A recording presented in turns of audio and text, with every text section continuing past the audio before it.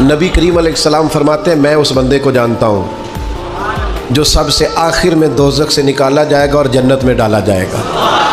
सबसे आखिर में दोज़ख से निकलेगा और जन्नत में जाएगा, मैं जानता हूँ। हुजूर फरमाते हैं अल्लाह ताला अपने करम से, अपनी रहमत से, ये ज़रा अंदाज़ देखिए, इस पर हुजूर बड़ा मुस्कुराए, बयान करके बड़ा मुस्कुराए। हुजूर फरमाते हैं अल्लाह ताला अपने करम से, अपनी रहमत से ना उस बंदे को करीब करेगा, अपने करम के, और करीब करके ना उससे गुनाह पूछेगा। ये वाले गुनाह किए थे, छोटे छोटे गुनाह सगीरा ये किए थे, अब क्या करे? उसे पता है कि मालिक तो सारा जानता है।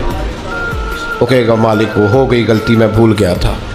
अल्लाह फरमाएगा ये वाला भी किया था, या अल्लाह गलती हो गई, नफ्स गालिब आ गई। ये वाला भी किया था, अल्लाह मैं भूल गया था।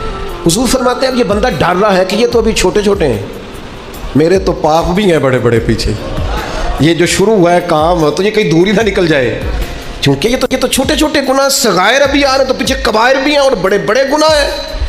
नबी करीम फरमाते हैं वो डर रहा है, जब उसके छोटे छोटे गुनाह गिनवा लिए जाएंगे ना, अल्लाह ताला फरिश्तों से फरमाएगा इसके इन सारे गुनाहों को मिटा के इस जगह पे नेकियां लिख दो। नबी पाक फरमाते हैं जब कहा ना इसके गुनाह मिटा के नेकियां लिख दो, तो फौरन बोल पड़ा, कहने लगा या अल्लाह मैंने तो बड़े बड़े भी किए, अल्लाह वो बड़े बड़े भी तो मेरे ही है ना, वो किधर गए?